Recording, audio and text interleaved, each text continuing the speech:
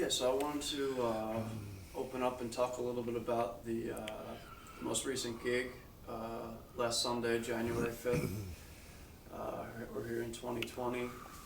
You had a gig over at the Falcon Yeah. in Marlboro, New York, and yeah, I mean, my feeling of it, my perception of it, I was there working and, helping out and filming it, getting it on tape and whatnot. But as far as the playing goes and being there, I really felt,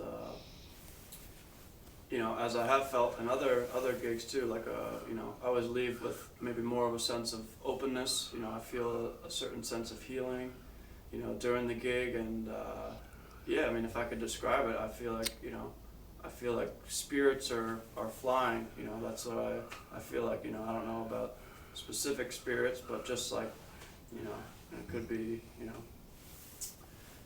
the musician spirit, the spirit of the musicians, or my feeling of it. But yeah, I just feel like it allows, or it gives me more of a connection to the spiritual world. To hear you play, it helps to kind of open something up in my consciousness and in my feeling that I don't get.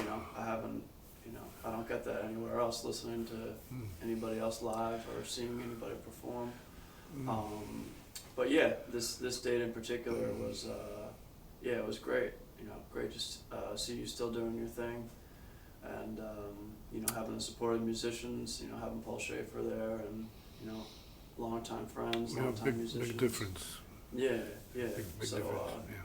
do you have anything that you'd like to talk about in regards to the gig? Anything that you felt?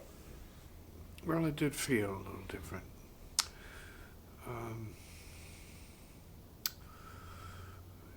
There seemed to be, in my view, a perceivable need for me to play in a certain way. I usually go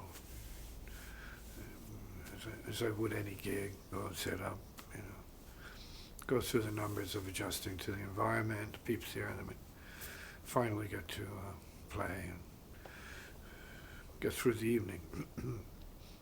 Felt a little different.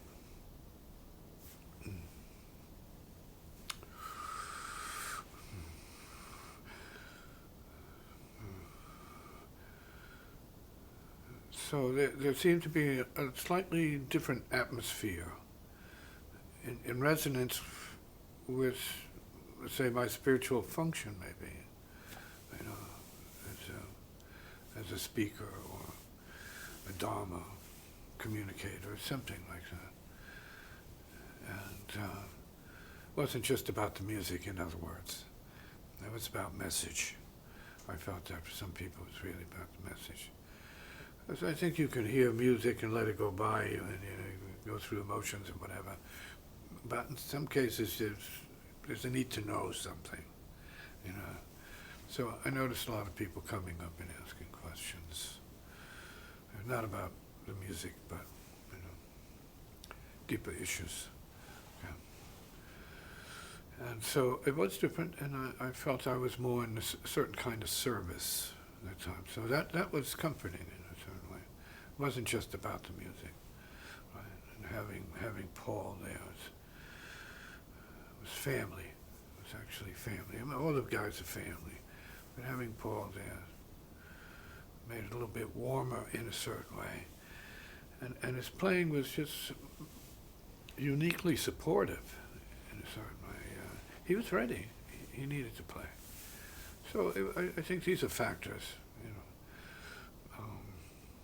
family members were there, friends were there.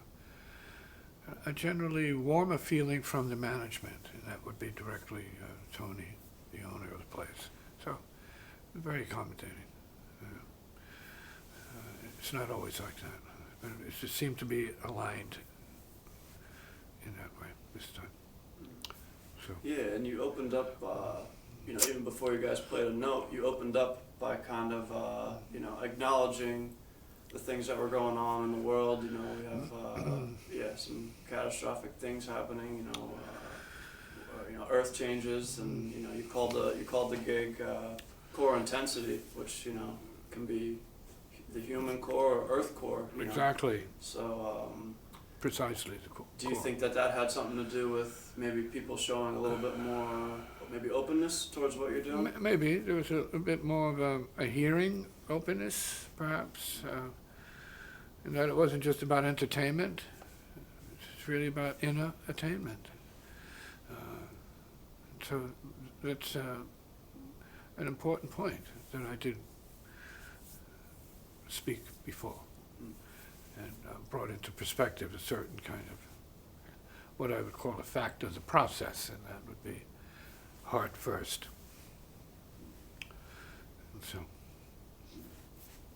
And do you think, in that regard, do you think these certain things that are going on in the world, I mean, it seems like there's a lot more, there's just a lot more, things going on, that are detrimental to, that are causing humans to maybe, seek something else. So do you attribute that to, what do you have to say about that? What do you think? you mean as a need for peace? Yeah, Oh, as a of need course. for practice. Right, a need for settling into a deeper state, yeah. Mm-hmm. Healing, a need for healing, it's huge. Earth healing, yeah. Yeah, I would say there's that presence now. It's more vivid, more,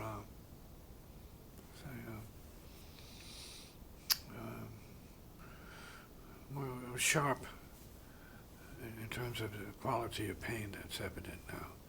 It's sharp, it's easy to feel it, know what it is, and so it demands a balance. And it's up to us, each one, to bring some balance and peace to the situation around us. Even though we're not in these foreign countries, we're at home in the United States of America. But the trouble is here too. People are feeling the trouble because people have relatives all over the world. So we are one world. And I don't think we're always United States, but we have one world here. Our states are not altogether united.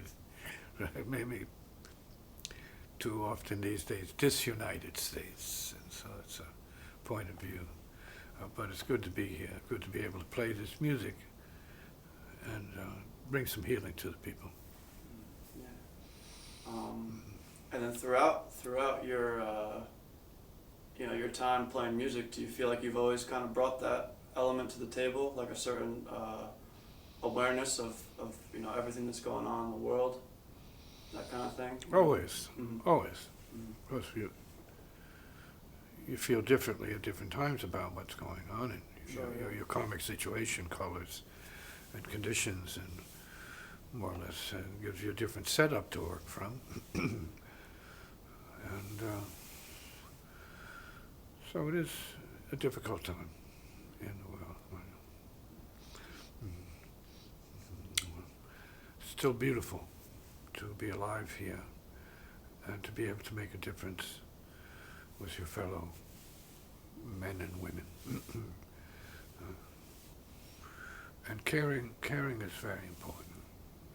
The demonstration of caring for others is very important.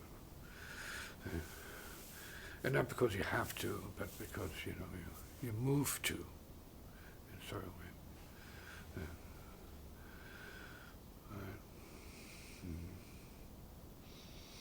And sometimes it's easier to feel the earth as a family.